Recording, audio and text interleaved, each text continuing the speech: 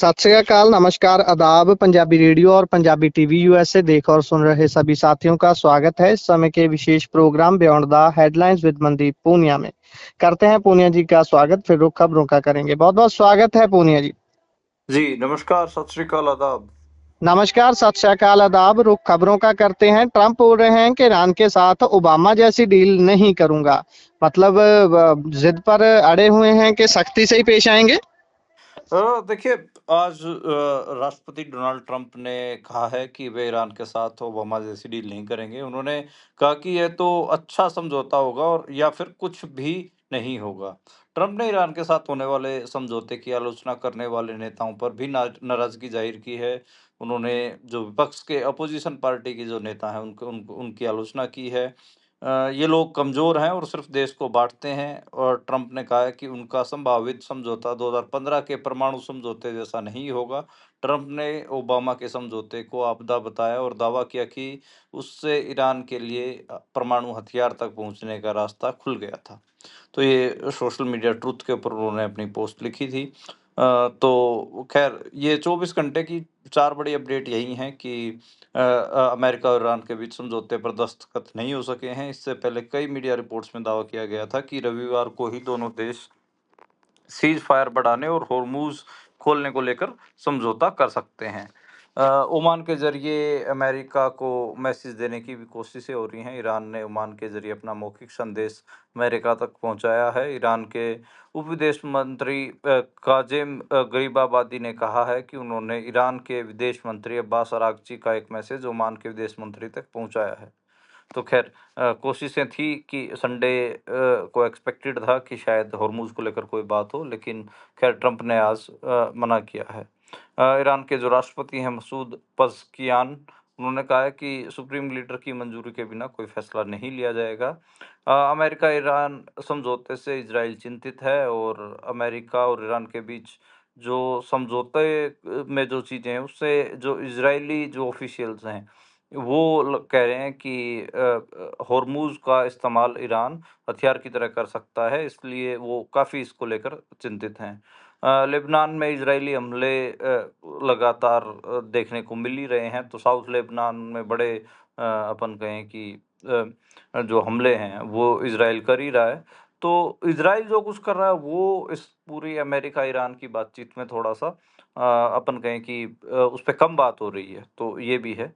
Trump ने आज जो मुस्लिम देश हैं उनको भी एक सलाह दी है, नसीहत दी है। उन्होंने कहा है कि जो मुस्लिम देश हैं वो इजराइल के साथ रिश्ते बेहतर करें।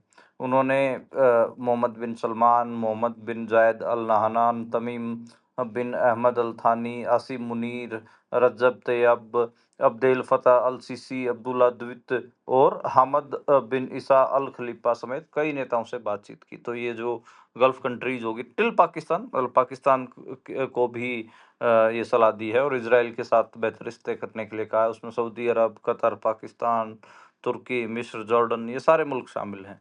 अब देखिए, ये इनमें आपको थोड़ा हैरानी होगी कि बहुत सारे ऐसे मुल्क हैं, मुस्लिम मुल्क, जो इसराइल को बतौर नेशन भी कोई एक्सेप्टेंस नहीं देते हैं। तो वो इस लेवल का अगर वो ऐसा करते हैं तो उनके आपको पता है कि जो जनता वो सड़कों पे उतर आएगी और उनका बहुत विरोध होगा, उनके राष्ट्रीय अध्यक्षों का। तो काफ़ी उनका विरोध हो सकता है। तो ये एक बड़ी बड़ी चीज़ है। होर्मुज़ में जो ईरानी आईआरजीसी हैं, उन्होंने ईरानी नौसेना उन्होंने एक बात बताई है कि होर्मुज़ स्ट्रेट से 32 जहाज़ों को गुजरने दिया है और ये वही जहाज़ हैं जिनको आईआरजीसी ने मंजूरी दी है और उनकी निगरानी के हिसाब से ही वो आगे बढ़े हैं। तो खैर मतलब आप हिसाब लगाइए कि होर्मुज़ के ऊपर टोटली आईआरजीसी का कब्जा है। ट्रंप जो हैं ये इस किस्म की सलाहें तो दे रही हैं मुस्लिम देशों को। मेरे को लगता है कि उनको थोड़ा-सा इस युद्ध को निपटाने की तरफ आगे बढ़ना चाहिए और इसमें कोई समझौते की तरफ बढ़ना चाहिए। देखिए, वैसे तो जो बात करें कि संभावना है कि कुछ बातें, कुछ बातचीत आगे बढ़े, क्योंकि कतर भी इसमें काफ़ी दिलचस्पी ले रहा है और कतर काफ़ी काफ़ी कोशिश कर रहा है। तो ख़ैर देखते हैं कि आगे चीज़ें कैसे मूव करती हैं। लेकिन अभी के लिए तो यही है कि आज जो संडे डील तो क्रैक नहीं हुई।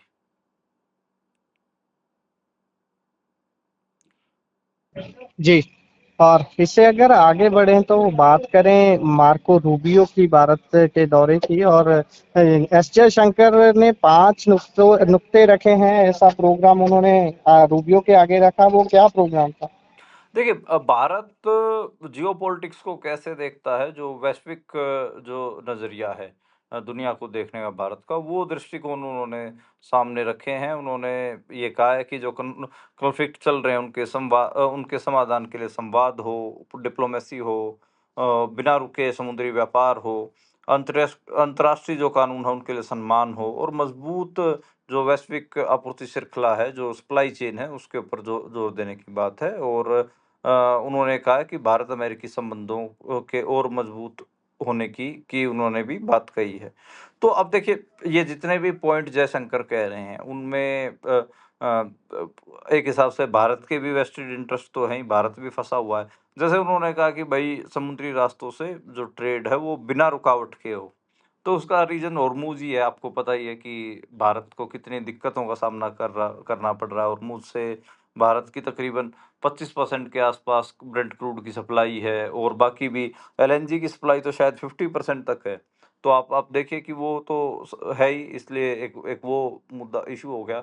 दूसरा जो इनकी फीलिंग है विश्व गुरु वाली, उसमें यही तो शामिल है। आपको ध्यान हो 2024 के लोकसभा चुनाव में इन्होंने एक एडवर्टाइज़मेंट भी बनवाई थी, वॉर रुकवा दी पापा, रशिया और यूक्रेन वाली। हालाँकि वो रुकवाई कुछ नहीं गई।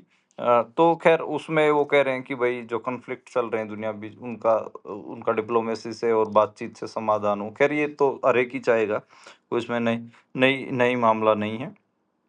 इसमें मतलब एक जो पॉइंट जिसके तरफ नज़र गड़ाने की ज़रूरत है, वो है कि भारत अमेरिका के साथ जो अपने रिश्ते हैं, वो ज़्यादा मज़बूत करना चाहता है। उसके उसके उसके बारे में भी कहा गया है, और अंतर्राष्ट्रीय कानूनों का कड़ाई से पालन करने की बात कही है। अब देखिए, सबसे ज़्यादा इंटरनेशनल जो लॉज़ हैं, उनका उल्लंघन तो अमेरिका करता है। ख़ैर उसी से ही कह रहे हैं कि अंतर्राष्ट्रीय कानूनों की कड़ाई से पालन हो। तो ये तो मेरे को थोड़ा अजीब ही लगा। तो ख़ैर सप्लाई चेन तो हिली हुई है, सप्लाई चेन को मज़बूत करने की जो बात है, तो वही देखिए, ये जो लाइन है पूरी दुनिया एक ग्लोबल विलेज है, आप देखेंगे तो ये इस अमेरिकन फुटप्रिंट हैं इसमें बहुत सारे। तो ये एक एक हिसाब से विदेश मंत्री एस जयशंकर ये बताने की कोशिश कर रहे हैं कि हम आपके जूते में ही अपना पाँव रखना चाह रहे हैं। तो वो उन्होंने जो इंटरनेशनल सप्लाई चेन है उसको मज़बूत करने, और उसका जो भरोसेमंद साझेदारियाँ हैं, उसको बढ़ाने की जो बात है, और उसमें अमेरिका जो प्रस्ती है, वो दिखाने की जो कोशिश है, वो की गई है। बहुत सारे विश्लेषण गुरप्रीत इस यात्रा के हो रहे हैं। बहुत सारे लोग बोल रहे हैं कि ये एक डैमेज कंट्रोल जैसा है। कई लोग बोल रहे हैं कि जो भारत को कहीं न कहीं अपने पक्ष में करने के लिए अमेरिका ने ऐसा किया। तो बहुत विश्लेषण हैं। अभी तो मेरे को लगता है कि 1-2 दिन और सारे विश्लेषण पढ़ लें, फिर आराम से इसके ऊपर बात ज़रूर करेंगे। जी। और इससे अगर हम आगे बढ़ें तो अभी बात पेट्रोल और डीजल की करते हैं। 10 दिन में एक बार और तेल की कीमतें बढ़ी हैं। हाँ, 10 दिन में चौथी बार कीमतें बढ़ी हैं, और पेट्रोल तकरीबन ₹2.61 और डीज़ल ₹2.71 महँगा हो गया है। तो इससे महँगाई भी बढ़ने की आशंका तो है ही। देखिए गुरप्रीत, जब इन्होंने पहली बार ₹3 बढ़ाए थे पेट्रोल डीज़ल पर, उसी समय हमारी बात हो रही थी। तो उसमें मैंने कहा था कि देखो, रुपए तो ये तकरीबन ₹15-15 बढ़ाएँगे, और ये एकदम से नहीं बढ़ाएँगे, क्योंकि एकदम से बढ़ाएँगे तो लोग एकदम से उनमें गुस्सा होगा। आराम-आराम से 1 महीने के अंदर ही ये 10 से ₹15 तक आराम से बढ़ा देंगे। पहले ₹3 बढ़ाए, फिर ₹1 बढ़ाया, बीच में फिर 90 पैसे बढ़ाए, अब फिर आज पौने ₹3 बढ़ा दिए। तो ऐसे कर के रुपए बढ़ाते जा रहे हैं। आपको पता ही है कि दिल्ली वगैरह में, पंजाब में, हरियाणा में पेट्रोल तो 100 पार हो ही चुका है। डीज़ल भी 100 के नज़दीक पहुँचने को रखा है। ₹95 20 पैसे डीज़ल हो गया, तो डीज़ल को भी 100 पार लेके जाएँगे। डीज़ल ₹85 के आसपास था, ₹10 का अंतर आ चुका है। तो ख़ैर ये काफ़ी आपको दिखेगा कि डीज़ल भी 100 पार जाएगा, और पेट्रोल 110-115 पे जाएगा। तो ये चीज़ें हो ही रही हैं। इससे पहले शनिवार को 90 पैसे बढ़ा था, उससे पहले ₹1 बढ़ा था, उससे पहले ₹3 बढ़े थे। तो अगले 1 महीने यही खबरें रहेंगी। शायद 3-4 दिन बाद हम कह रहे होंगे कि 13-14 दिन में 5वीं बार कीमतें बढ़ी, फिर हम 17-18वें दिन हम बोल रहे होंगे कि छठी बार कीमतें बढ़ी। तो ऐसे ही ये ₹1-1, ₹2-2, ₹3-3 करके ₹15 तक तो बढ़ाएँगे। इसके लेकर बड़ी बातचीत हो रही है कि 2011 के बाद से लगातार ब्रेंट क्रूड आप देखेंगे, 2012 के बाद से ब्रेंट क्रूड आप देखेंगे तो उसकी एवरेज $57 प्रति बैरल रही है। तो आपने मतलब 14 साल जो ऑयल कंपनीज़ हैं, उनको पैसा कमाने दिया, सरकार ने भी पैसे कमाए और अब 1 ही महीना हुआ, 2 महीने हुए थे इस क्राइसिस को और आपने एकदम से बोले कि नहीं-नहीं घाटा हो रहा है, घाटा हो रहा है और आप कीमतें बढ़ाने पे चले गए। तो कम से कम क्रॉस सब्सिडाइज़ इस मॉडल को बोलते हैं कि आपने 14 साल किसी चीज़ से मुनाफ़ा कमाया है, कंपनियों ने भी और सरकार ने भी। तो कम से कम इस समय पे जिस समय जो वेस्ट एशिया का क्राइसिस है वो इतना बड़ा है कि उसकी आँच भारतीय शेयर बाज़ार पे दिख रही है, रियल एस्टेट मार्केट पे दिख रही है, लोगों के काम-धंधों के ऊपर दिख रही है। जो खुदरा महँगाई है, खाद्य महँगाई है, वो भी 4% के आस-पास है। तब आपको कम से कम लोगों को मिनिमम रिलीफ़ देना चाहिए था और कम से कम जो कीमतें थी वो बढ़ाने की तरफ जाना चाहिए था। लेकिन अब मेरे को जैसे हम जो जिसकी आशंका थी वही कुछ होता जा रहा है, तो अभी दोबारा से कहीं न कहीं आम लोगों के ऊपर चोट करने की कोशिश है। कमर्शियल सिलेंडर तो ₹1000 ही बढ़ा दिया था, मज़दूरों वाला जो सिलेंडर था उसपे ₹250 बढ़े थे।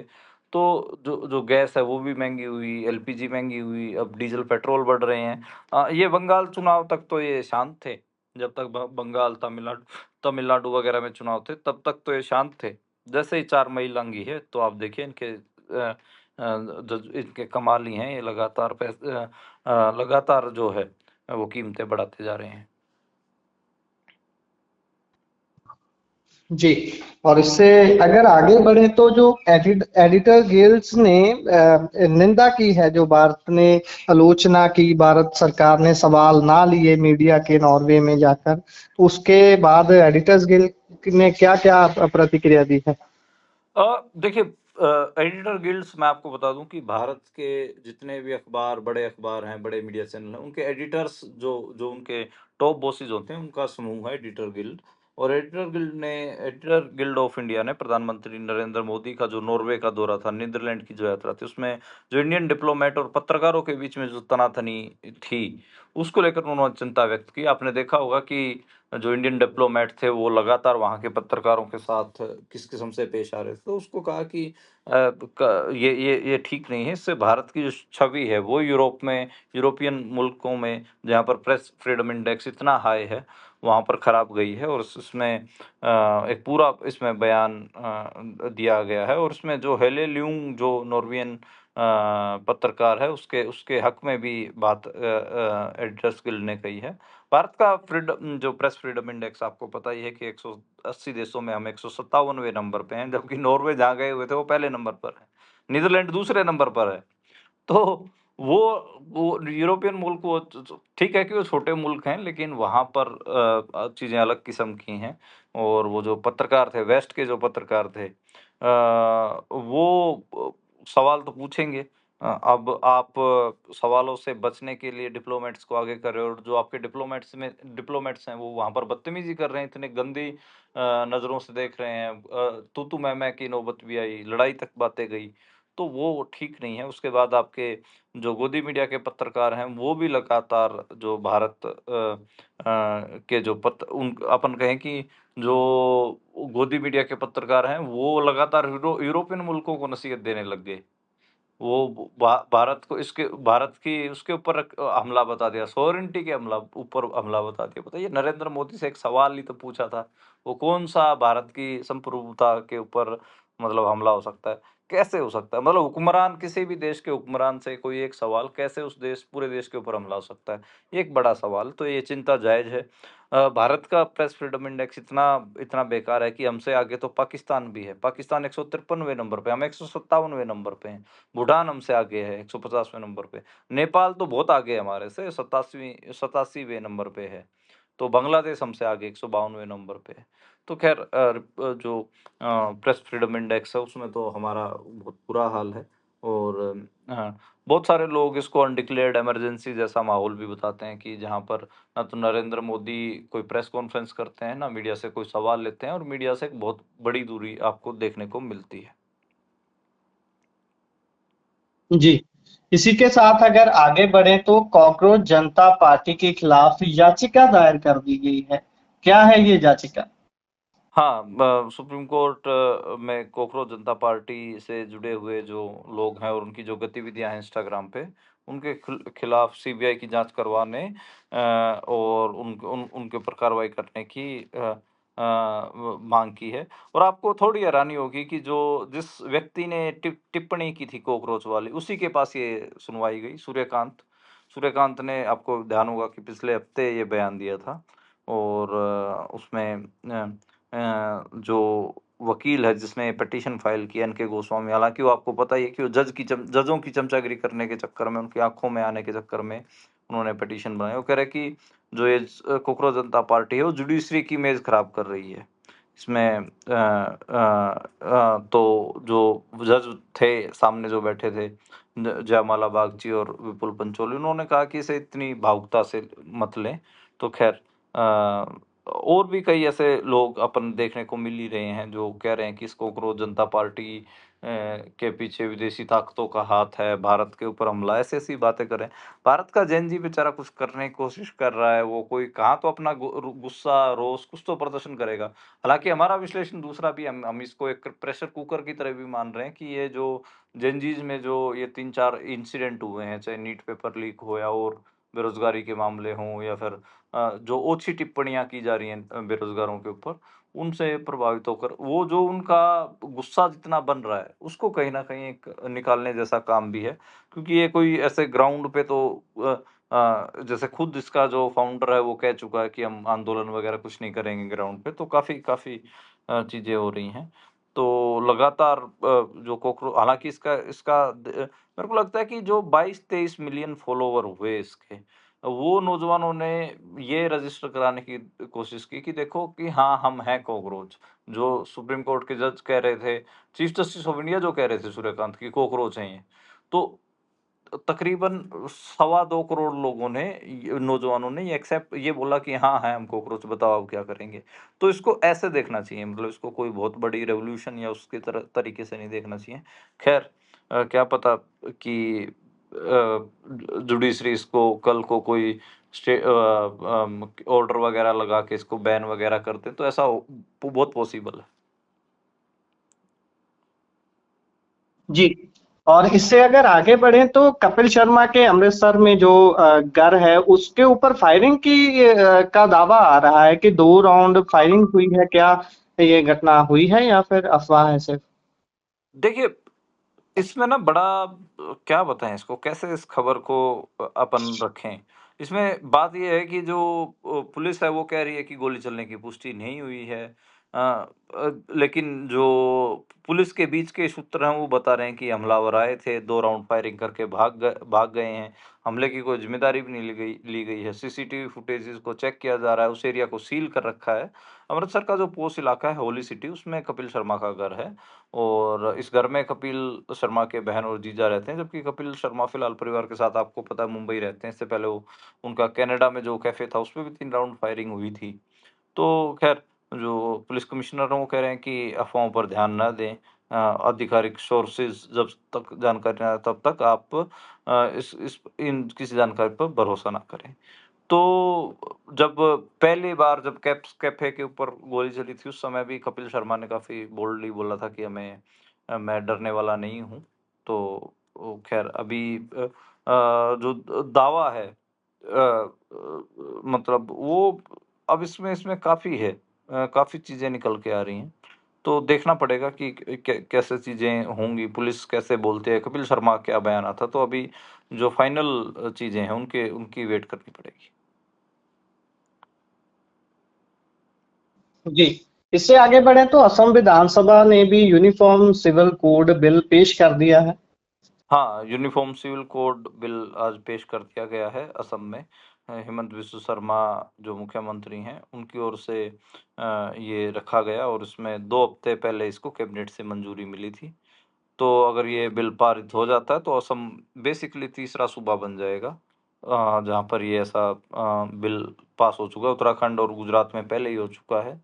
तो इसमें यही है कि आपको पता है कि जो यूनिफॉर्म सिविल कोड है, वो जो पर्सनल लॉ बोर्ड हैं, उनको क्रॉस करने जैसा मामला है। उसमें बात तो यही है कि मुस्लिम मुस्लिम जो पर्सनल लॉ बोर्ड है उसमें 4 विभाग की छूट है। तो ये जो सिविल यूनिफॉर्म सिविल कोड लेके आया जा रहा है, इसमें ये कहा जा रहा है कि अब कोई